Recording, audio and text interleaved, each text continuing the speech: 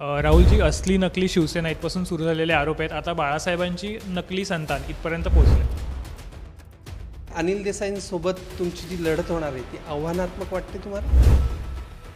म्हणजे आधी असं होतं की वर्षा गायकवाड यांचा एक गणितासारखा कठीण पेपर येणार होता. अचानक एकदम सोपा पेपर आला असं वाटतंय तुम्हाला? बाळासाहेबांचे विचार कोण पुढे नेईल, उद्धव ठाकरे की आदित्य ठाकरे? अनिल देसाई एक चांगलं व्यक्तिमत्व आहे, माझे मित्र आहेत.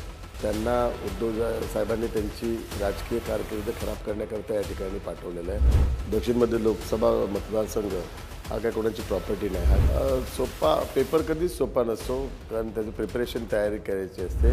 काँग्रेसच्या बरोबर जाऊन मी पस्तावलो आहे हे त्यांना आता वाटत आहे. ह्या फोटोवर असं आहे की अजूनही घोटाळ्याची मालिका संपलेली नाही आहे. भविष्यात पण अजून किती घोटाळे मी काढेल हे या चेहऱ्यावरून त्यांना कोणाचे पण नेमके विरोधकांचे की सत्ताधाऱ्यांचे? भ्रष्टाचारांचे. अच्छा. नमस्कार. मटा पत्रकार परिषदेच्या आणखीन एका भागात तुम्हाला सगळ्यांचं स्वागत आहे. आज आपल्यासोबत आहेत दक्षिण मध्य मुंबईतनं शिवसेनेचे उमेदवार राहुल शेवाळजी. राहुलजी, तुमचं खूप खूप स्वागत आहे मटा ऑनलाईनमध्ये. आपण गप्पांना लगेच सुरुवात करूयात. राहुलजी, मटा ऑनलाईनच्या पत्रकार परिषदेत तुमचं स्वागत. माझा पहिला प्रश्न आहे, शिवसेनेचं पारंपरिक मतदान, त्यात काँग्रेसचं धारावीतलं मतदान, यामुळे अनिल देसाईंसोबत तुमची जी लढत होणार आहे ती आव्हानात्मक वाटते तुम्हाला? नाही, कुठले आव्हानात वाटत नाही आहे, कारण हे दक्षिणमध्ये लोकसभा मतदारसंघ हा काय कोणाची प्रॉपर्टी नाही. हा केवळ डॉक्टर बाबासाहेब आंबेडकरांच्या विचारांची, शिवसेना प्रमुख बाळासाहेब ठाकरे यांच्या विचारांचीच ती प्रॉपर्टी आहे. त्यामुळे जो कोणी हे जे गणितं मांडत असतील ती अत्यंत चुकीची आहे आणि तो त्यांचा गैरसमज आहे. साधारणतः राज ठाकरेंनी मोदींना पाठिंबा दिला पंतप्रधान, त्याचा सर्वाधिक फायदा हा तुम्हाला झालेला आहे. म्हणजे तुमच्या मतदारसंघामध्ये त्यांची ताकद आहे, तर याकडे कसं बघता? म्हणजे सोपी झाली काही? आदरणीय राजसाहेब ठाकरे यांनी जो महायुतीला पाठिंबा दर्शवला आणि मोदीजींच्या नेतृत्वाला पाठिंबा दिला, त्याच्यामुळे निश्चित स्वरूपात महायुतीची ताकद वाढलेली आहे. आणि दक्षिणमध्ये लोकसभा मतदारसंघात महाराष्ट्र नवनिर्माण सेनेचं चांगलं प्राबल्य आहे त्या ठिकाणी. आणि या महायुतीत सहभाग झाल्या कारणामुळे लोकसभेच्या निवडणुकीत त्याचा मला फायदा होईल. मताधिक्य वाढवण्यामध्ये पण मला खूप त्याचा फायदा होईल. राहुलजी, असली नकली शिवसेना इथपासून सुरू झालेले आरोप आहेत. आता बाळासाहेबांची नकली संतान इथपर्यंत पोहोचलेत. तर ज्या ठाकरेंसोबत तुम्ही काम केलं त्यांच्यावर होणारे हे आरोप कधी क्लेश देतात का मनाला? नाही, असली नकली नाही, ही विचारांची लढाई आहे. शिवसेना प्रमुखांच्या विचारांच्या विरुद्ध काँग्रेसचे विचार, अशी ही लढाई आहे.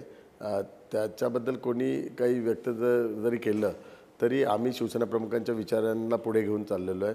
उदाहरणामध्ये भव्य श्री राम मंदिर माननीय मोदीजींच्या नेतृत्वाखाली जे निर्माण झालेलं आहे, 370 कलम रद्द करण्याच्या बाबतीचा जो निर्णय असेल, समान नागरी कायदा असेल, स्वातंत्र्यवीर सावरकरांच्या बाबतीची भूमिका असेल, हे सर्व शिवसेना प्रमुखांच्या विचारसरणीचे लोक आम्ही असल्या कारणामुळे हे सर्व कार्य आम्ही पुढे नेतो. त्याचबरोबर उभाटाची जी लोक आहेत, त्या अयोध्येमध्ये भव्य राम मंदिर निर्माण करण्याला ज्यांनी विरोध केला त्यांच्यासोबत आहे. 370 कलम रद्द करण्याच्या निर्णयाला विरोध करण्याच्या लोकांच्या सोबत आहेत.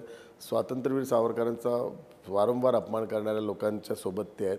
त्यामुळे ही विचारांची लढाई आहे. आणि त्याचं उत्तम उदाहरण म्हणजे ज्यावेळी निवडणुकीचा अर्ज भरण्याचा दिवस होता, त्या दिवशी आम्ही सर्वजण चैत्यभूमी असेल, शिवसेना प्रमुखांचं स्मृतिस्थळ असेल आणि स्वातंत्र्यवीर सावरकरांना वंदन करूनच अर्ज भरायला गेलो. परंतु अनिल देसाई हे काँग्रेसला घाबरून आणि राहुल गांधीला घाबरून स्वातंत्र्यवीर सावरकरांच्याकडे वंदन करायला गेले नाही. त्यामुळे असली आणि नकली कोण हे लोकांना आता कळून चुकलं आहे. अनिल देसाई तुमचे खास मित्र होते असं आम्ही ऐकून आहोत. त्यांच्या विरोधात निवडणूक लढवताना म्हणजे आधी असं होतं की वर्षा गायकवाड यांचा एक गणितासारखा कठीण पेपर येणार होता. अचानक एकदम सोपा पेपर आला असं वाटतंय तुम्हाला? सोपा पेपर कधीच सोपा नसतो, कारण त्याचं प्रिपरेशन तयारी करायची असते.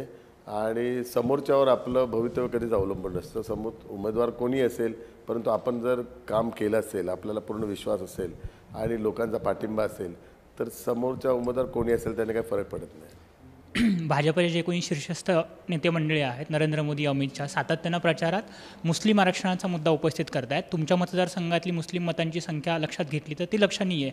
मग त्यांना कन्व्हिन्स करताना तुम्हाला काही अवघड जातं आहे त्यांना सांगताना हे सगळं? नाही, गेले 10 वर्ष मी सर्व धर्मियांना सोबत घेऊन जाण्याचंच काम केलेलं आहे, सर्व धर्माचा सन्मान केलेला आहे आणि मुस्लिम समाजाकरता कित्येक अशा गोष्टी कब्रस्तानपासून त्यांच्या हजच्या कोट्यापासून हजच्या बाबतीत पण जाताना त्यांना यात्रेला जी मदत असेल, बकरी ईद असेल, या बाबतीत कित्येक गोष्टी त्यांच्या केल्यामुळे त्यांचं एक माझ्या मतदारसंघात एक वेगळं वातावरण आहे आणि मला संपूर्णतः विश्वास आहे ते त्यांचं मतदान मला मिळेल. मतदान मिळेल, पण ज्यावेळेस नरेंद्र मोदी किंवा अमित शहा किंवा भाजपची नेते मंडळी सातत्यानं असं बोलतात त्यावेळेस त्यांच्या मनात एक आग आहे ना, की असं नाही झालं पाहिजे, आरक्षणावर नाही बोललं पाहिजे, त्यांच्या मनात खदखद आहे, अस्वस्थ आहेत ते. नाही, असं नाही आहे. माननीय पंतप्रधान नरेंद्र मोदीजींची भूमिका ही राष्ट्राच्या प्रति भूमिका आणि ते नॅशनल देशाच्या दृष्टिकोनातून ती भूमिका स्पष्ट करत असतात. लोकसभेच्या निवडणुकीत उमेदवाराचं व्यक्तिगत काम पण लोक बघतात, त्या कामाच्या आधारावरच वोटिंग होत असतं आणि मला विश्वास आहे की या कामाच्या आधारावरच मला वोटिंग होईल पूर्ण.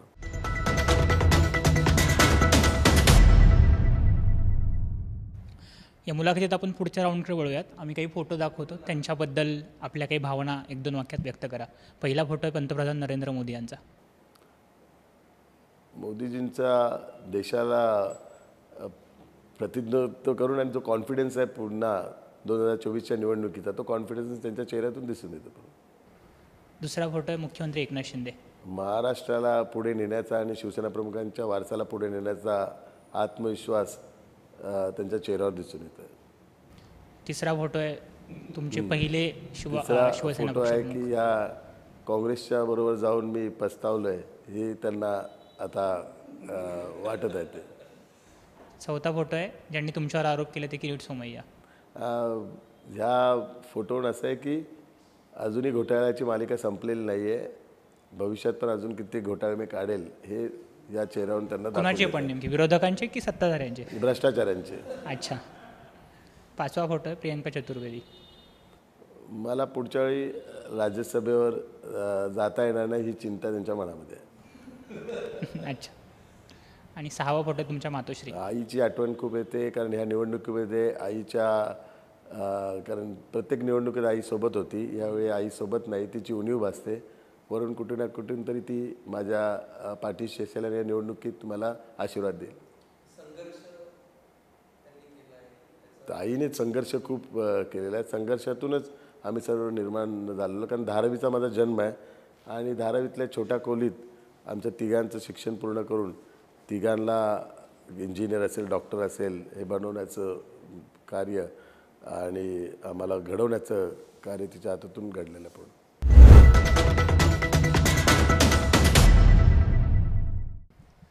राहुलजी, काही रॅपिड फायर प्रश्न आहेत. मी 2 पर्याय देतो, त्यातले एक निवडायचं तुम्हाला.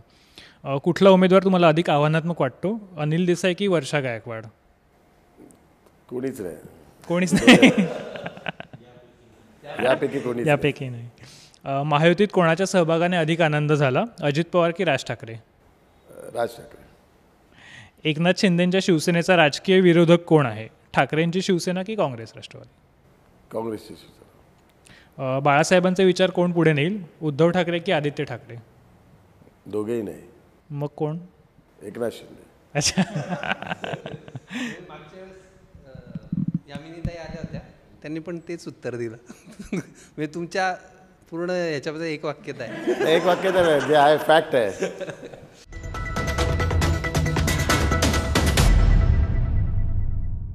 काही बातम्या असताना त्याच्या उडत उडत कानावर येतात, तर ते ऐकलं ते खरं आहे का, फक्त हे तुम्ही सांगा.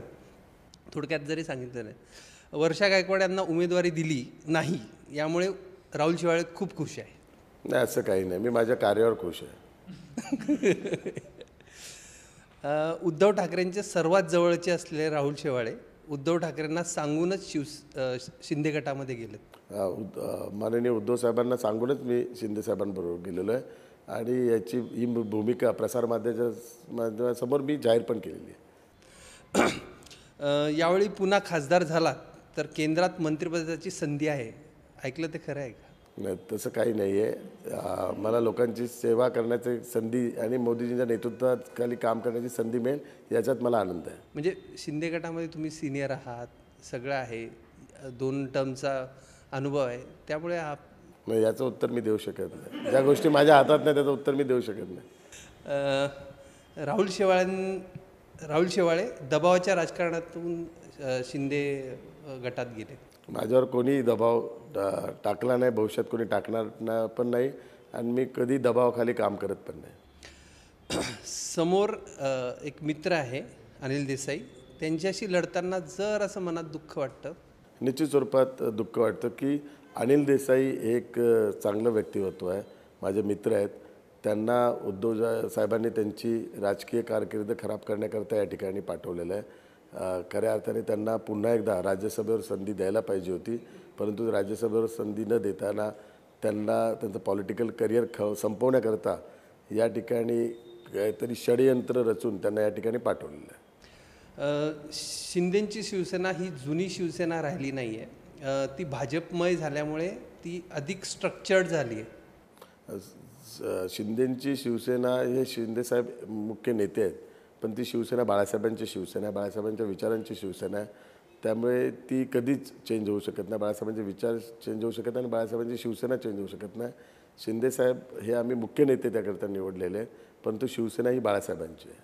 पण तुम्हाला काय फरक काय वाटतो? आता तुम्ही फिरताय, तुम्ही पूर्वी ज्या शिवसेनेबरोबर काम करत होते, जे तुमचे कार्यकर्ते होते, आणि आत्ताचा काय फरक जाणवतो? मला काही फरक जाणवत नाही. जे माझे मतदार आहेत, ज्या मतदारांमुळे मी निवडून आलो गेल्यावेळी, तेच मतदार ह्यावेळी आणि तेच माझं स्वागत करत आहेत आणि तेच मला पाठिंबा देत आहे आणि त्यांच्यामुळे पुन्हा एकदा आम्ही तिसऱ्यांदा निवडून येईल.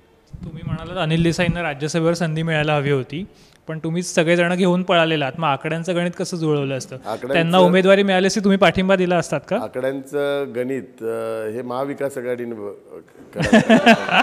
म्हणजे तुमची फक्त इच्छा आहे की त्यांना उमेदवारी मिळावी, पण मदत तुम्ही नाही मित्राला करणार? नाही, मित्राला मी मतदार नाही आहे ना, मतदार आमदार आहेत, त्यांनी मदत करायला पाहिजे. आणि यापूर्वी पण संजय राऊतांना मदत केलेली आहे त्या आमदारांनी, आणि त्या आमदारांच्या प्रति संजय राऊतांची काय भूमिका आहे ते जगजाहीरच आहे.